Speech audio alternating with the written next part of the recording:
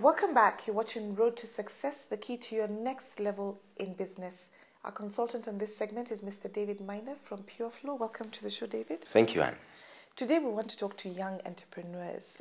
In the earlier segment we were speaking to Carol, young, dynamic person who is creating employment for others in a cleaning service.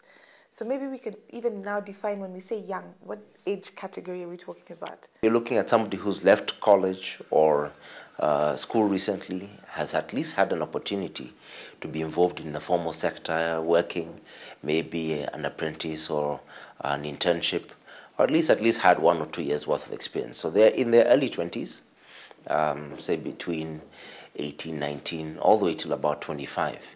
We are seeing actually younger people getting into entrepreneurship in those age groups. They need to mix a little bit of working hard and working smart, need to research, understand the opportunity. I think we are moving away from the days of shooting from the hip, where people would just say, you know, I heard people talking about this opportunity. I think the younger generation have a step ahead because they can research. They can actually validate if that opportunity is good. Is there a restriction for how young a person needs to be running a business? Yes, there is. The law is clear in terms of recognizing an adult and when somebody can actually be registered in the formal setup, which is even by the time you get your ID, you have to be a certain age. So once you're 18, then the law says then you can also get an ID card. And you realize that most legal documents will require you to present your ID card as a form of identification. Those ones who are under 18, how would they get into business? Well, typically, and I think the general thinking is that if you're under 18, you should probably be in school or being in an environment where you're finishing some form of studies. But it does so happen that, yes, we'll have younger people who have completed their studies. I think that remains under the care of their guardianship. So you must be under certain guardians, either your parents or in your institution where you are. And most young people who I've seen trying to get into business and learning how to do it are under the care of an institution or legal guardians, parents, and so on. And that's the right place to do it because it's a form of incubation. So somebody is holding your hand and saying, let me walk you through this. And in as much as you would want to do it yourself, I think the honest truth is you maybe not have the experience, the know-how in terms of how even the environment works in the business world. You may be very good at the idea that you have. You may be good at even implementing it. But I think you will sit down soon with somebody who asks you for a contract. You may not have the experience to come up with a contract. So being under the guidance of a guardian or a parent, I think, is useful, or an institution at that stage. So what advice would you give, a young entrepreneur who has a great idea or a gift? How do they protect themselves? Okay, that's a good question because I'm sure a lot of young people who have great ideas, want to know, but how do I begin? I think, let's remember these two initials, R and V. The first thing they need to do is research. And research is not complicated. Find out a little bit more about what you think that opportunity is. So once you understand the components of this business opportunity, I think you're ready for the next step. And the next step is V, validate. Okay. Just make sure that others can confirm what you think is an opportunity. Now, who are these others? Because it can get controversial. If you go to your friends who are jealous, they might tell you, I don't think it will work. But the validate, the V is important to confirm with people who have experience. So validate whether the research is giving you the right information to begin. After that, you have to sit down and formulate your business. So in simple terms, and we can use the Swahili word siri, it's a secret. Now you really need to introspect and look at the information you have from your research, from others. How can you make a business? Now this siri word that I want us to remember, SIRI. One is strategize. Then say, how will I do my business? What's my strategy? Where do the resources come from? Where will I get money to do this? How much do I need? 10,000, 20,000? How will I sell them? How will I market them? Maybe you'll use friends. Maybe you'll use Twitter at creative ways, maybe a website, Facebook. So that's your strategy. That's the S in the Siri, because you want a Siri for your business. The I is implement. Then you need to implement it. You need to actually do it. Find a space. Chances are it won't work perfectly first time. So the R is for review. Sit back and say, after say about 3 months, am I getting the results I thought I'll get? Then review it. What do I need to change? And the I, the last I in the Siri, is improve. And look at what you need to improve. That's the beginning of either a really successful business or the opportunity to say, this is not working, let me look in a different direction. In the earlier segment, Carol mentioned that who you associate with is who you become. Tell me about the place of mentors or people in business, because again, you're looking at the age group below 18 and up to even probably 25. Where are they finding these business people? Well, our first default is we look at friends and family. That's the first place, the people I spend the most time with. So I'll go and talk to my buddy, and he'll probably, because he likes me, say it's a great idea, but it might not be based on much. So that's a useful idea, because if he didn't think it was not good, they may also come back and tell you, I don't know about that one. That's a good place to begin.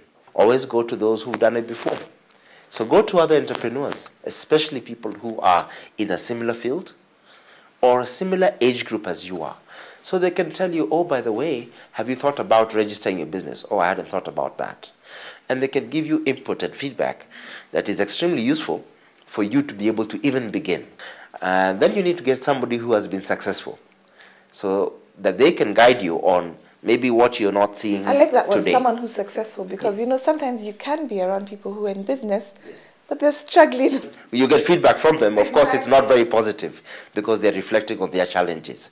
But someone who's been successful has been through the good and the bad. And where are these people coming from?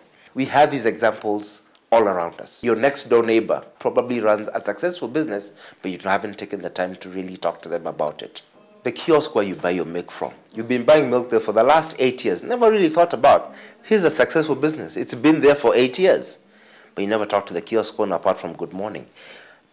Tell them, you know what, I want to start a business and I want to talk to you about how to be a successful business. They'll be more than glad to talk to one of their long-term customers about, the challenges of being in business. A mentor doesn't have to be with you the whole journey. It's good to get a mentor for you this phase. Somebody who knows the pains and the joys and the information of starting. They may not be the one to see you to the next phase of growth, but they may be quite useful right now.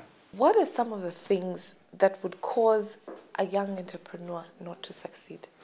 Young people sometimes also not only have good ideas, but maybe they don't have the tools to make sure that they are ready to begin and they are ready for success. And I think some of these tools are simple. The tenet of business doesn't change, whether you're young or old, whether you're starting a business now or you're starting one 30 years ago or 30 years from now. You will still have to have a good product or service that people want. And that's where I mentioned the research comes in. You need to find out how many people are out there that want what I have. You need to know whether there's enough demand. Do enough people want what I have to offer? My products and services, or is it because the few people I've talked to seem to have that need because it's not available to them where they are, but the demand outside of where we live might not be very high? That's important. Supply and where my products and services will come from. And most importantly, the risks.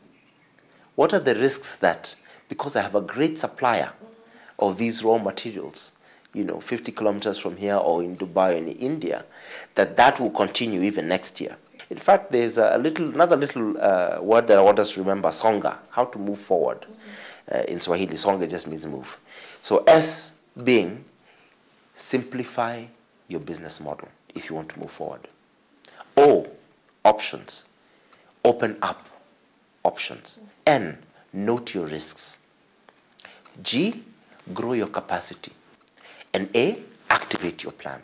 Then you will move. And I think the other things that young people can look at in terms of success is the qualities that they imbue in themselves, Yes. that they make sure that they are continuously improving so that they can actually be successful. Of course, the first one, everybody will say, you've got to work hard. And I know, today we say we want to work smart, but I think working smart's platform is working hard. If you don't work hard, you have nothing to work smart on. So really being disciplined, and I think that's what we're looking at as a quality, is being disciplined. Mm-hmm. Do you have the discipline to make sure that you're on time when you meet your clients? You get to work before your employees. If you don't get there before them, it's kind of difficult to guide them. You need to get there before and plan the day so that you know what to guide and how to guide your staff. I think the other quality really is the humility of saying, I may be smart, but maybe I don't know it all. Yeah. Can I learn from others? Because I see a lot of young people reinventing the wheel, and they spend a lot of time coming up with innovations that have already been invented. Probably as a parting shot, David, you could, give us names of people, young people who are making inroads on the road to success around the world. Young people are making a lot of inroads in ICT, and we can name so many websites. I think other places that we've seen young people really making a big difference is in service. And I think because they get a sense from themselves actually being consumers how the service should be. So when they're not happy, they say, if I was the one running this business, I would give much better service. And we're seeing this happening in really a very wide range of sectors. It also doesn't require a lot of capital. So as a young person, you can think about how to give better customer care in your business, better services in terms of speed, keeping the promise that you give to a customer. So my call to young people is look ahead and see how our lives are changing and begin to get into business spaces where the demand will be in the future. And if they do that today, they'll definitely be successful in the future. David, thank you so much for coming on the show, for giving us Siri and Songa. It's been a pleasure having you on the show. Thank you, Anne. Thank you for having me. You've been watching Road to Success, the key to your next level in business. Have a great week. God bless.